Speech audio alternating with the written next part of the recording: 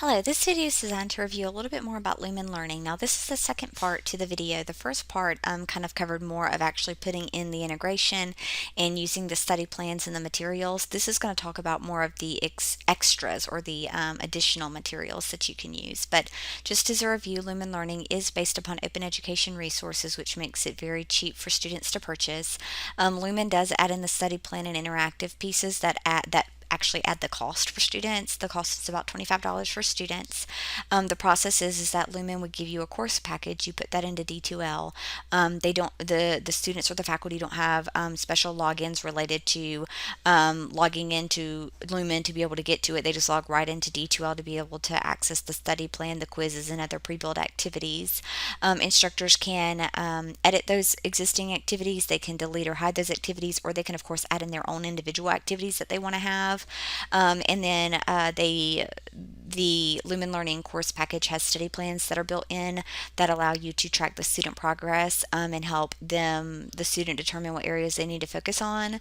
Also, these study plans have a built-in communication with auto emails that automatically get sent to the instructor. So all of that was kind of covered in the first video, and then this video we're going to focus more on the extras.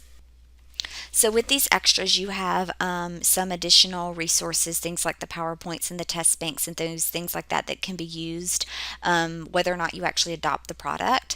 So I'll show you where you can get to those and use those. These come particularly helpful if you maybe want to use the PowerPoints to upload in addition to the study plans, or if you're teaching an in-person class. The test banks are helpful if you want to make additional quizzes like exams or midterms or finals or those type things, because there are quizzes that come across into D2L themselves. Those are automatically built from Lumen. These would be additional test banks that you could use. Keep in mind that you can use Lumen Learning resources for free. It only charges the students once they complete 3 quiz attempts in Lumen. So they can actually look at the study plan, they can do the interactives, they can do all the things. It's only when they hit their 3rd attempt for the quiz is it actually going to prompt them to charge them.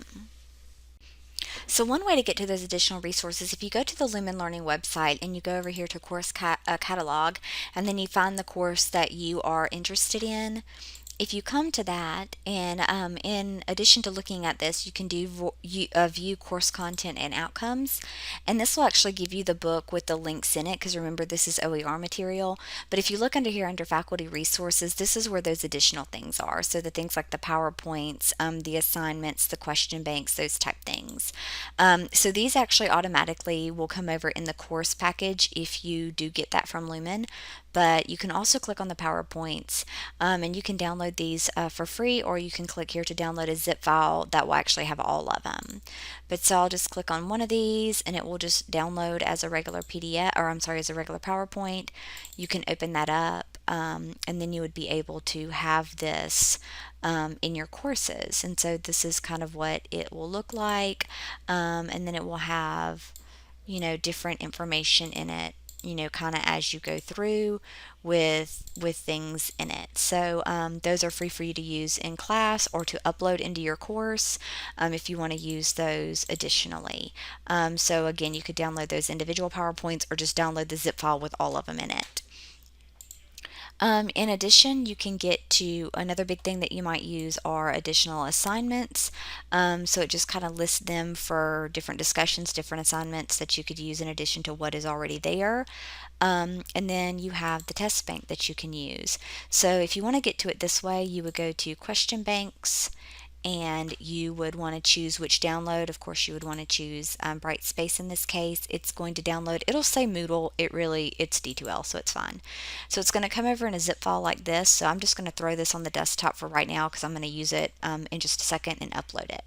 So that's how you can actually get to it from the website without actually adopting the product itself or without charging the students. Because remember, the students aren't going to get charged until they take 3 Lumen tests, and the Lumen tests are not coming from this test bank. So you could actually use all that for free. Keep in mind, if you actually did use the course package, all of that information that was just on the website is available in the course package as well. If you imported the course package, which I'll talk about in video 1, if you go to the content area and you look under course contents, and I believe actually, I'm sorry, it's under faculty resources. These are the same links to those things. So if you were to click on like question banks, it would open up and it would allow you to download it from here. That's the exact same page that we were on just a minute ago. Also, if you happen to be teaching this face to face and you want a printed copy of maybe a midterm or a final, that this is going to give it to for you to make it in D2L. You could actually get one here as well. So there's lots of extra resources here. The PowerPoints are also available under content, and then faculty resources. Under here, there are the PowerPoints that you could download, like we just did from the website, and they'll be right here available for you to get to fairly easily. So now let's talk about how to actually put in those quiz banks, because pretty much all the other ones are fairly self-explanatory, but you do want to make sure that this stays hidden because you don't want students to be able to access this information. So now let's say that we did download that zip file for the question banks. We downloaded it from the web page, but I could have downloaded it from here as well. And let's actually go ahead and import these in to see what this looks like. So to import a test bank in, we're going to go to course admin. We're going to go to import export copy components. We're going to import components, which is what we did when we imported the test file itself. So we're going to go ahead and import these, and then we're going to upload, and then we're going to upload this zip file itself, which is the question banks. So we're going to let that import really quickly, and then we can actually make some additional quizzes from those questions.